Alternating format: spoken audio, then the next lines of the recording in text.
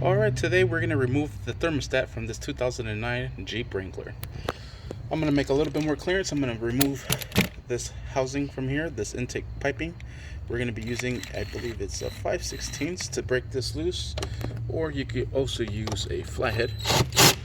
I'm going to use some power tools. Makes life easier for me. Go ahead and unplug it from here and from there, and let's go ahead and undo this pigtail from here, unplug it from there, and let's go ahead and put this to the side. Alright, now we have access to our one bolt. This one's a little tucked, but let's go ahead and remove this bolt from here. This one is a 10mm. Let's go ahead and undo that one. We are going to drop some coolant underneath, so make sure you have something to catch it. Let's go ahead and try to get this other one. This one's going to be a little bit of a sneak. Can't even see it on camera. It's over here. And I'm using a speed ratchet to help me out. Here's a better angle of it. Alright, and there it is. This back screw was a freaking mission to get out. For sure. I think I cut my finger underneath. Those are the worst. And out comes the thermostat. There it is. Goodbye, thermostat. Alright, and here I have the replacement part. There is the part number right there. Let's go ahead and install this into the housing here and press the sucker in all the way. Alright, there it is, nice and seated perfectly. Let's go ahead and put it back in. Alright, and now let's go ahead and put in the bolts.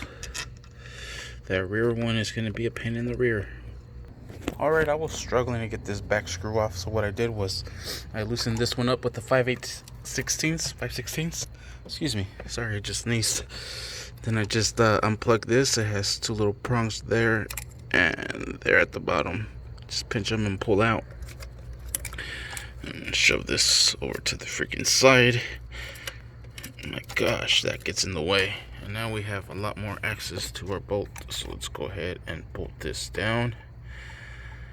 And then we'll put the other bolt as well. There it is.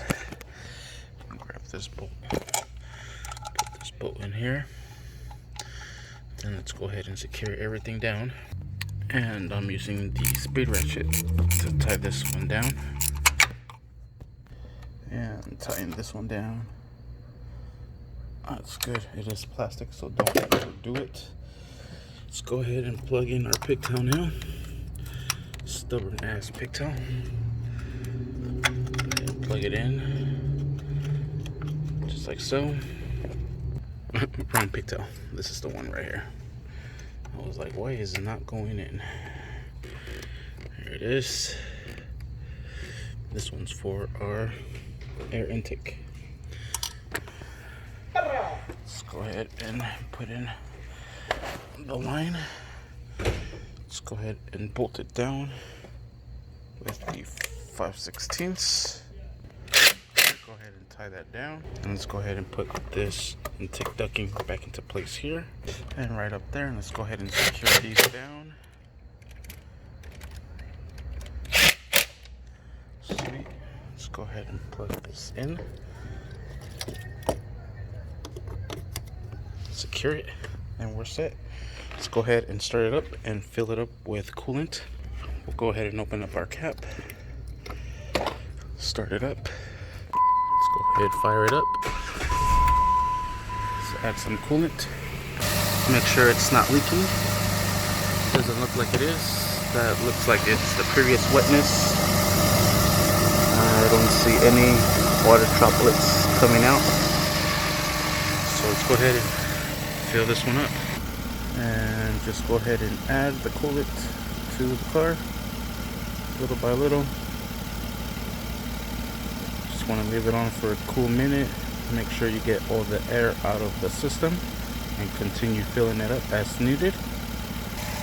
And once it's pretty full, just go ahead and cap it off. What I suggest you do in the next couple of days as you're running it, let it run, do its cycle, come home, turn it off, let it cool down. In the morning when you're ready to go back to work, open this cap, make sure it's topped off, and you're set.